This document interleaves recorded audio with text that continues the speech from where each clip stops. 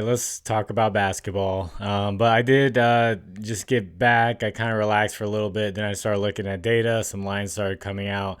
Almost lost my voice last night. It was a great time. Go Buckeyes and all that. I did find a few plays that I like. There are a ton of games. This is a huge slate for Wednesday. The pinned comment will be live. I'll look at more lines in the morning as more come out. But I have 3 plays that I would like to give you guys. So you will see images that come up on the screen right here. This is from a data app called Outlier. There'll be a link in the description that'll give you a 7-day free trial for Outlier. So this first pick is going to be Giannis over 30.5 points versus the Pelicans at -117. So the Pelicans, they give up the 8th most points overall. They're actually a little bit tough against the power forward position, but when you're talking about power forwards, Giannis is not your regular type of power forward, so I'm not going to group him in with the rest of the league as power forward. So I have some other data points to help break this down, and the Pelicans could be without Zion and Vis Misi, who are they're bigger, athletic type of guys who could try to guard Giannis, but if they're not there, he's going to have a very great day getting to the rim. The Pelicans give up the 5th most points in transition over the past month, and Giannis is actually the leader in the league in transition points. So this is just a juicy matchup for him. They get the ball, just take it straight to the rim and get transition buckets, and especially with guys like Zion not being there and Pelicans giving up a ton of points, this is a good spot for him. So looking at him historically, he had one 30-point game you'll see on there where he was 1 under. So if you want to bump this down to 30 and put it in like a parlay or something like that, or just single bet it on 30, then yeah, it looks pretty good. The data looks pretty good because he has actually had 31 plus in 7 out of his last 8 games versus the Pelicans. You have to go back to 2019 when he went under 31 points. Other than that 30-point game. So really good matchup here for Giannis. If you guys could, please like the video. If you haven't, please subscribe to the channel. If you have a little bit of extra time, just leave a comment for the algorithm. You can just say anything and it helps get this video out there for more people to see. You can just put a number, like the number 1 for Ohio State. Notre Dame did put up a good fight. Yeah, they were respectable. But if you want to get away from something like Prizepicks with all those flat lines and everything, and you want more dynamic payouts, you want deposit matches, check out Underdog Fantasy, Sleeper, ParlayPlay, ChalkBoard, or BETR. BETR will match your first bet up to $250. The rest will match your first deposit up to $100. Links are in the description. That'll take you there with the promo code. Promo code is fine around 11. So this next guy that I found is one of the Kings. So if you don't know, the Kings, they fired their coach Mike Brown, which I'm surprised he's still around. I remember him coaching the Cavaliers long time ago. They fired him on December 27th. They lost the game on December 28th, but since then they have rattled off 9 wins out of the last 10 games, and one of those games was against the team that they're going to be playing against.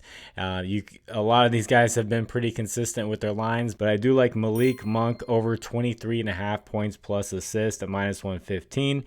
So when he played them, De'Aaron Fox was not there, but I did want to see how he had done moving into the starting lineup. Last year, he did not go over in all 4 games he played. He was a 6-man coming off the bench. This year, they moved him to the starting lineup, and he's been playing a lot better since he's moved to the starting lineup, and he's been racking up assists with and without De'Aaron Fox there. He has been consistent with this line. So when they played the Warriors, they won by 30 points. The starters sat, and the rest is history. But Monk did put up 26 points and 12 assists. De'Aaron Fox will be playing in this one, so yeah, some volume will be taken away, but he's still, like you see on the screen, he's been very consistent with hitting this. Warriors give up the 8th most points to the shooting guard position and the 12th most assists to the shooting guard position, and then he has hit in 5 straight home games as well. So very consistent line here for Malik Monk, and I like this opportunity for him here. And just a side note, while talking about the Kings, Domantas Sabonis rebounds line is 16.5. I think that's one of the highest ones I've ever seen. I thought it was his points line when I was looking at it, but that is crazy. It's I think I would lean under on that, but you can't bet against that guy right now. Especially against a smaller lineup like the Warriors.